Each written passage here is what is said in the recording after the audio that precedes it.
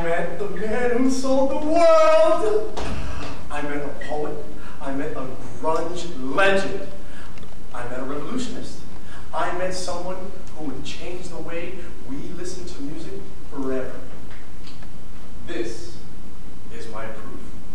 This shows everyone that I wasn't bullshitting them when I told them I got my hands on the coolest autograph ever. It happened when I flew in from Toronto to Seattle for, of all things, a funeral. Well, okay, I got there, I left the airport late on the 1st, and I arrived early on the 2nd. And I was on my way out to meet a ride when I noticed a couple of people getting an autograph.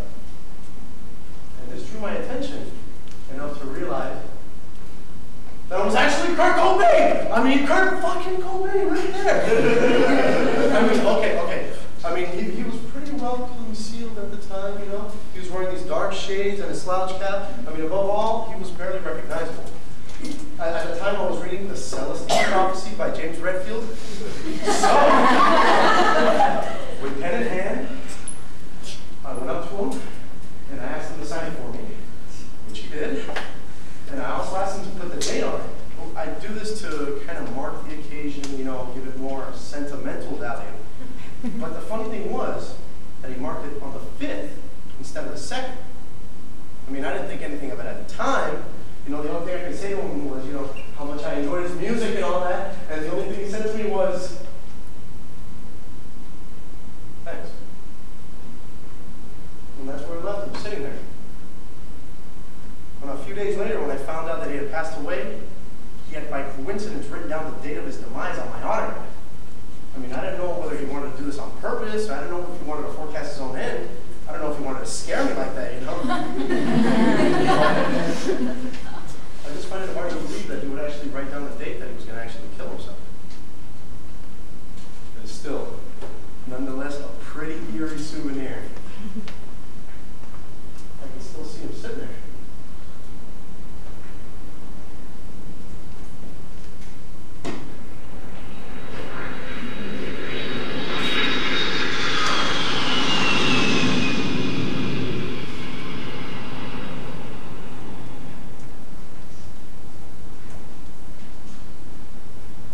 Seven months ago, I stopped staring. Maybe they'll stop if I stare back.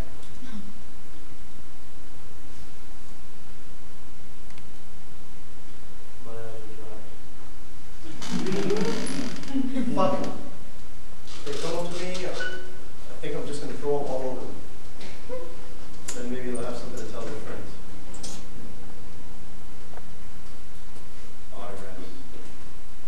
They're really annoying. I never understood why anyone would want an autograph. I mean, there's a bunch of people out there that I admire and look up to in a while, but I never wanted an autograph. If I had anything interesting to say, I'd just walk up to them and I'd say, hi. And if I didn't have anything interesting to say, I wouldn't walk up to them at all. Autographs are just distracting. They're annoying, really. I mean, I'll be sitting around backstage, and a whole bunch of people will come walking in, and they're all like, hi, I'm sorry to bother you. They're all nice about it, and they feel guilty. And I'm sure my attitude towards them doesn't, you know, make them feel any better. Evel Knievel. Evel Knievel was a real big thing for me when I was a kid. I never wanted their autograph. I just don't understand. I feel the same way about the Sex Pistols. I mean, I enjoyed their music, their writing. But I don't like the way the media turned that around on us. You see, I use the pseudonym Simon Ritchie sometimes in hotels when I'm touring. And the media caught on real quick and insisted on calling Courtney and myself the modern-day Sid and Nancy. I found that real cute since they both died of heroin overdoses. Why does everyone insist that we're on drugs again? I mean, as soon as Courtney got pregnant, it all stopped. I didn't want my daughter to grow up to see this rock star image of me. Rock star.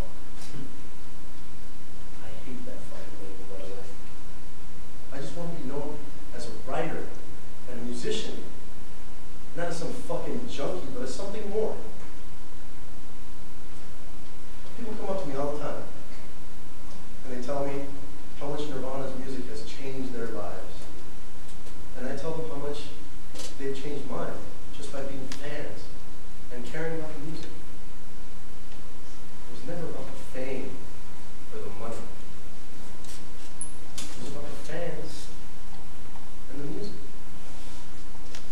I'm on my time with everyone. I have very bad posture.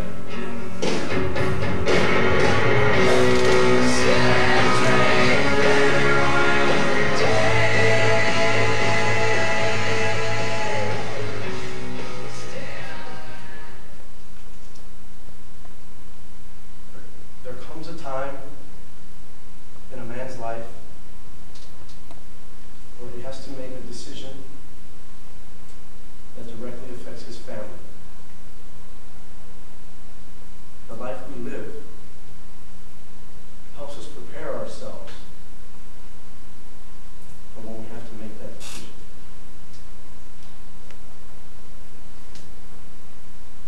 One thing I was never prepared to do was to bury my child. It has to be the hardest thing in any parent's life. I didn't agree with the decisions that Kurt made, but he was still my son.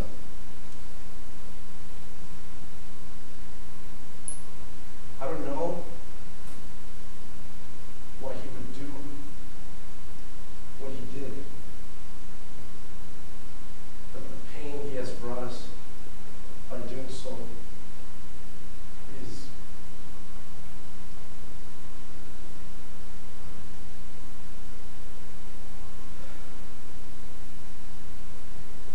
I just want to read a little bit from one of his journals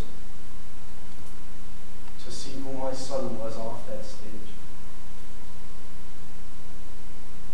This letter was never intended to be seen, but it was written to me.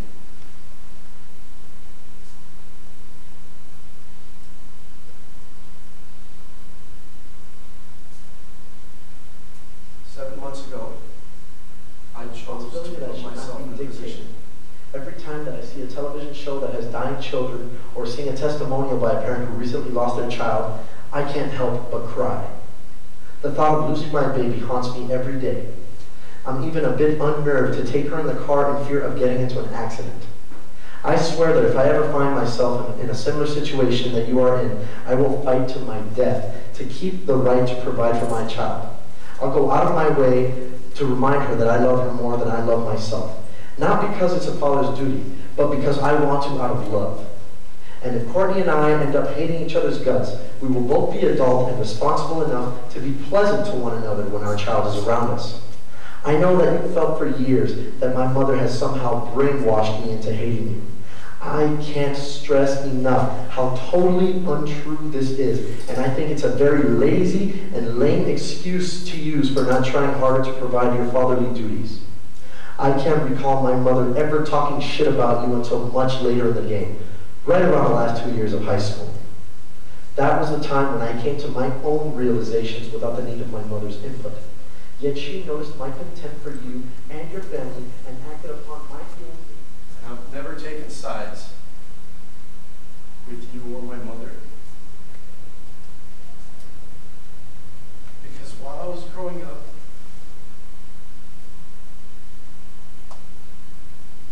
I had equal contempt for you both.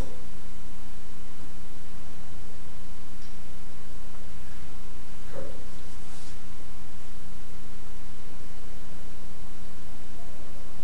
So sorry I wasn't there for you.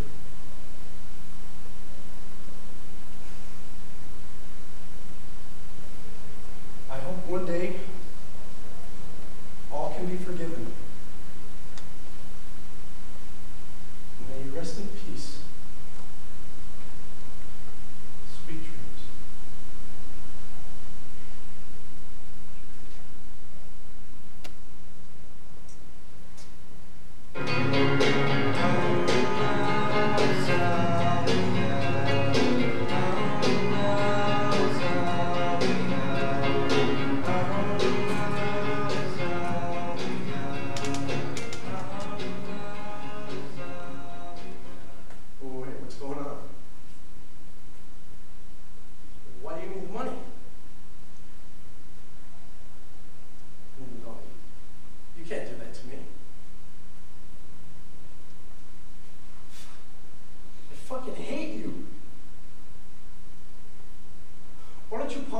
guns, huh? Why do you gotta pawn my guitar? It's the only thing that means anything to me. What, are you gonna take away my writing privileges now? Navy? Navy. I don't want to go in the Navy. I can't go in the Navy. I got a band. I don't want to make something of myself. I just want to play music. You know what? I hope I get into the fucking Navy. That way I don't have to live with your stupid ass anymore. I fucking hate you. I hope you fucking die. I hope I die.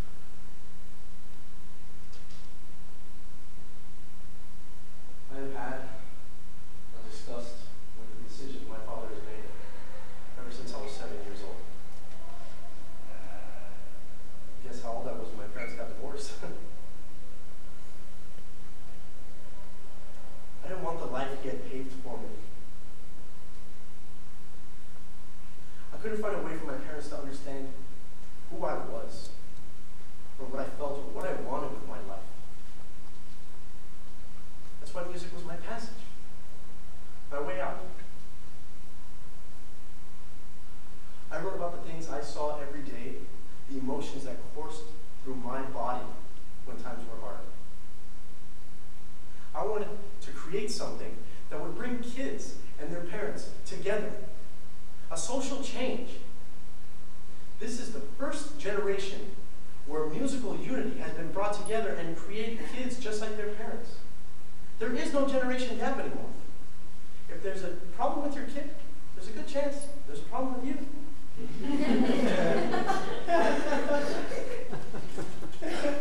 If your kid sits on a rooftop somewhere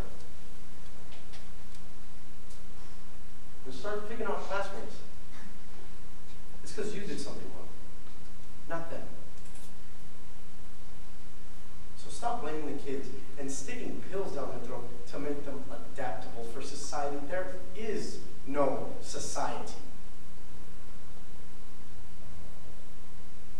The growing economy and the utter disrespect for one another is going to be total chaos by the year 1999. If the earth is even around then.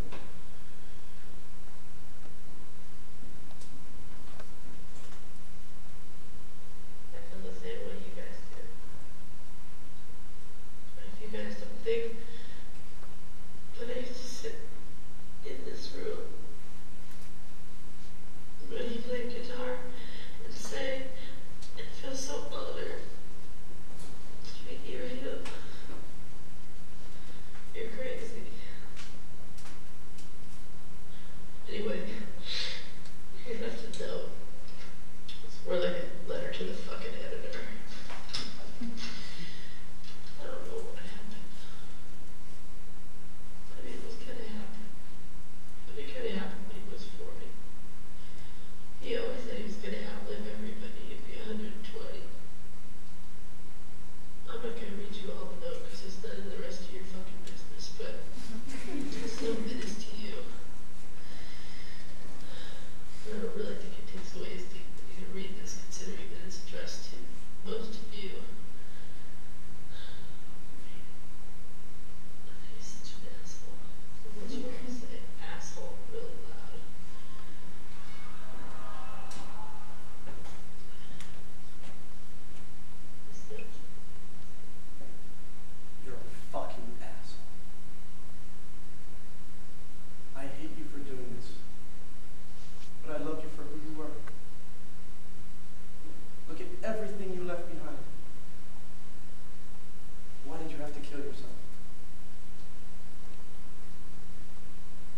that's what I would say to him if he were alive today. I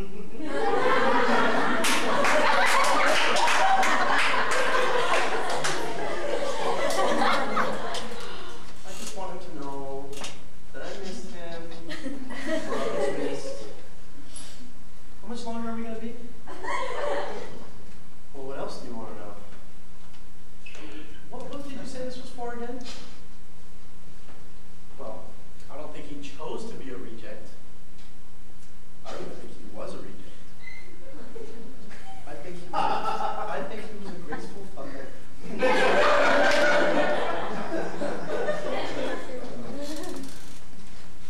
Well, people talked a lot of shit about us.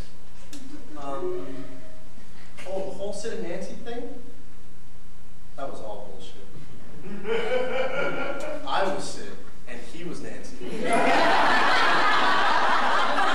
I mean, I felt like Sid sometimes, you know? He was such a pussy.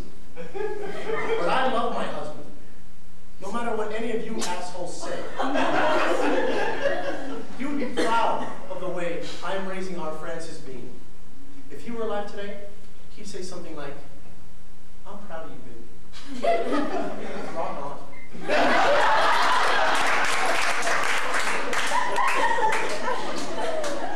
When he had to be an asshole and kill himself. What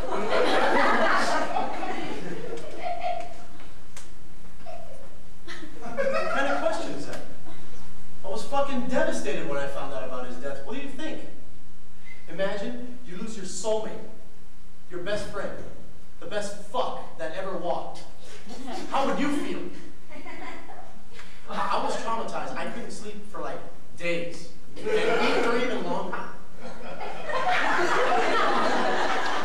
And to top it all off, my new bassist, 2 months later, died of a heroin overdose. We titled our second album Live Through This because I was literally trying to live through this. I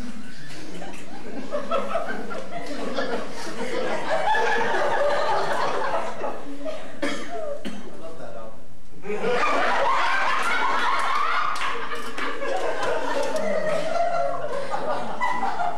Kurt, help me write some music on that album.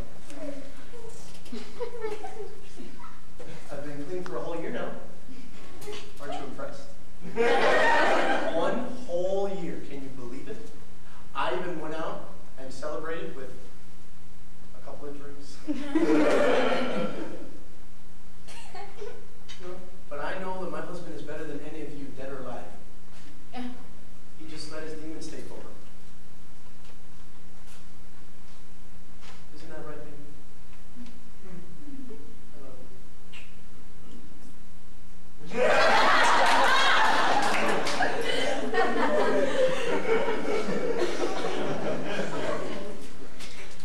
I do have a boyfriend. I don't want to be serious with anyone right now, but being alone sucks, man. I mean, a woman has needs. I didn't want to do anything sexual in the same bed that Kurt slept in, so we moved into another house.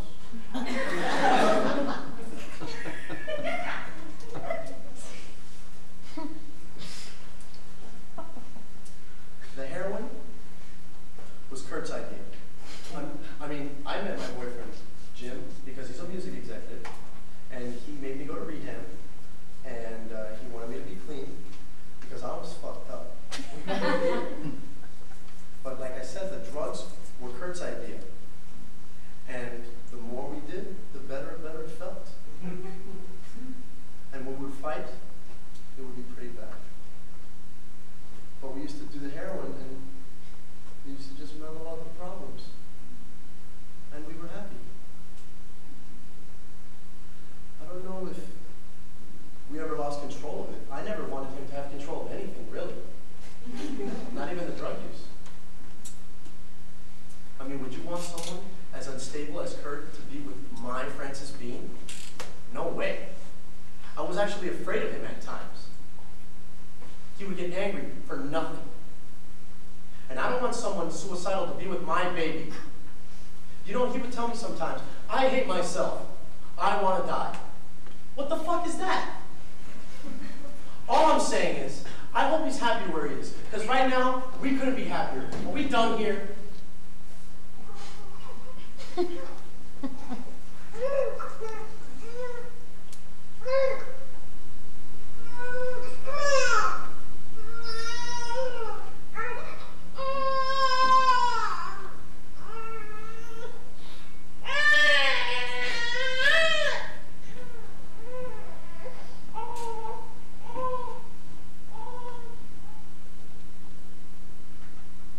With death,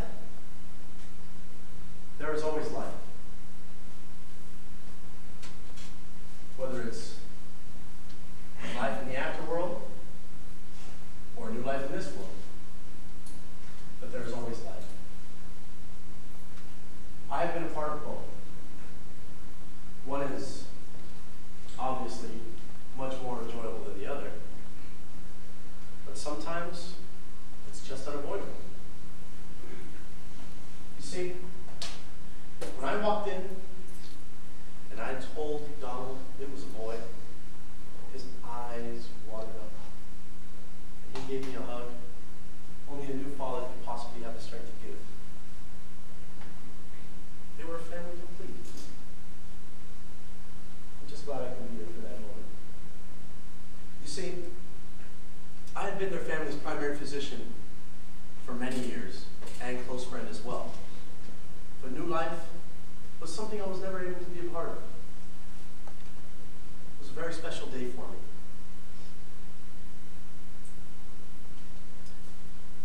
I thought, one day I asked him, what is the baby's name? And I remember Kurt Donald Cobain had a very nice rhythm to it. When he was a child, he used to come in and ask me for a sucker. And I would always tell him, after your visit. He was always in a chipper mood. And I'm not surprised one bit at the person he became. I mean, it's evident that some of the decisions he made weren't the greatest. But that's life. You can only be yourself. And if you can't be that person, then why go through life trying to be someone else? I spoke to him on several occasions, of course, many years after his fame and success. And to be honest with you, I don't know why. I mean, I always considered them to be a part of my family, and Kurt to be a part of my family. But a phone call was something that I never expected. He contacted me after he became a father, and he told me something that I will never forget. He told me that he regretted the things that he had done in the past, and that he would give it all up to watch his daughter grow up to be a successful musician. Now, I'm assuming that music would carry over to her, but you never know. She could grow up and be completely uninterested in all aspects of music. But the funny thing was that he told me that he wanted to watch her grow up. I don't know how he could do that by taking his own life. Well, all good things come to an end, I suppose. Unfortunately, it ended badly. Then again, all things end badly, otherwise they wouldn't end. You see, there's one thing that will remain constant to all of this. Music. This life has gone through many changes. This country has been destroyed, rebuilt, and destroyed again. But music marks the time. Music reminds us of all that was once good and could be good again. When I went to the hospital, a on February 20th, 1967. I never expected to bring one of the greatest things that has ever happened to music into this world. On February 20th, 1967, I delivered an artist. I delivered a role model. I delivered someone who was destined to amount to nothing and overcame. I delivered a father, a husband, and a friend.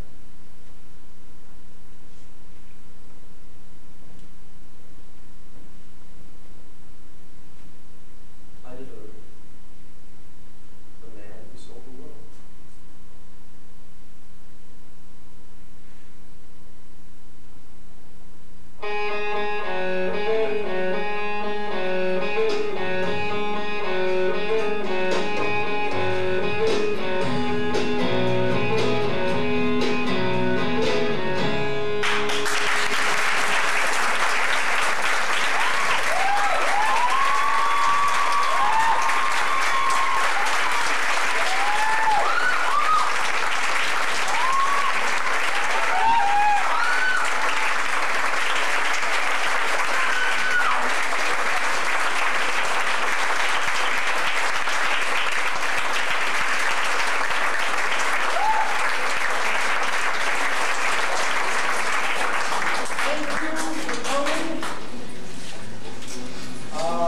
I didn't want to make a speech, but I forgot to mention some people in the program. Maria for the sound design, very nice. Thank you very much.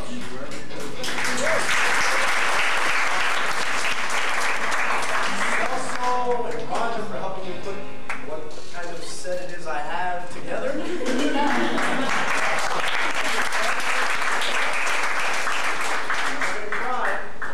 not gonna cry, but I just want to thank everybody. To all of the underclassmen, this is the worst experience. I'm malnourished. I have not slept for days. I don't live at home anymore.